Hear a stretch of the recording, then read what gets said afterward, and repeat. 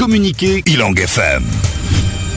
Communiqué de la préfecture, tout de suite la déclaration de Denis Robin. Le Premier ministre François Fillon et la ministre de l'Outre-mer Marie-Luce Panchard m'ont demandé de me rendre à Mayotte avec Christophe Dupeyrat pour aider nos concitoyens à mettre fin à un conflit dont la durée et l'intensité commençaient à mettre en danger la société mahoraise et son économie. J'avais indiqué dès mon arrivée que je resterais le temps nécessaire pour renouer les liens du dialogue et restaurer la confiance entre les partenaires pour sortir de cette crise. Aujourd'hui, le mouvement de grève est suspendu. La vie reprend son cours à Mayotte, les activités économiques et les services publics fonctionnent à nouveau. Après 44 jours d'un mouvement fortement soutenu par la population, les Mahorais sont soulagés car les réponses qui leur ont été apportées leur permettent aujourd'hui d'entrer dans une nouvelle phase. Ma mission est donc achevée et je quitte Mayotte aujourd'hui. Tout au long de ces 8 jours, j'ai patiemment écouté les attentes des uns et des autres et j'ai tenté de rapprocher les positions. Mais les difficultés auxquelles j'ai été confronté m'ont conduit à modifier la méthode de travail et j'ai mis sur la table des propositions qui me paraissent justes, respectueuses des attentes de la population et compatibles avec les réalités économiques. Un projet de protocole a été soumis à tous les partenaires. Il comporte de nombreuses avancées pour les familles mahoraises. Elles s'appliqueront dès que tous auront signé l'accord. Je sais que mes propositions constituent un réel effort financier pour les acteurs économiques et notamment les distributeurs. Mais ils les ont acceptés hier et je les remercie pour ce geste responsable dans l'intérêt de Mayotte. Je sais que ce protocole ne va pas aussi loin que ce qu'attendaient les organisations syndicales, mais les avancées sont réelles et je souhaite que la population puisse en bénéficier le plus vite possible.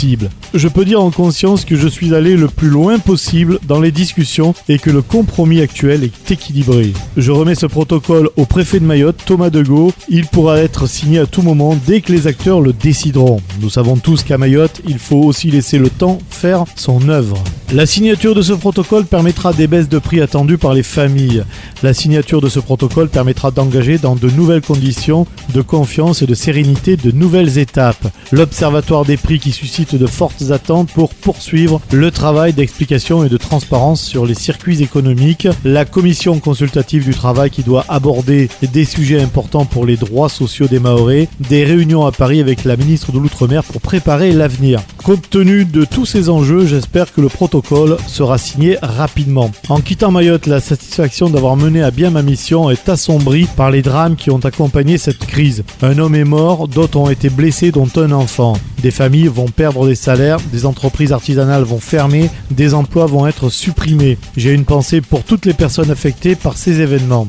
Avec la sincérité que j'ai toujours eue pour les Mahorais, je veux leur dire qu'ils doivent rapidement inventer des modes de résolution des conflits qui ne détruisent pas leur économie et leur société. Je veux leur dire qu'ils doivent être attentifs à l'image qu'ils donnent de Mayotte dans la région, en métropole et surtout en Europe, au moment où il frappe à la porte de l'Union européenne. Je suis fier que le gouvernement ait contribué activement à la résolution de ce conflit. Je confirme que l'État maintiendra toujours son engagement aux côtés des Mahorais. La ministre de l'Outre-mer rencontrera prochainement les grands élus de Mayotte pour leur parler du plan de relance qu'elle veut mettre en place dans les meilleurs délais pour aider au redémarrage de l'économie et pour sauver des emplois. J'exprime mes vœux très sincères de réussite aux Mahorais pour continuer à construire la société qu'ils ont choisie au sein de la République française.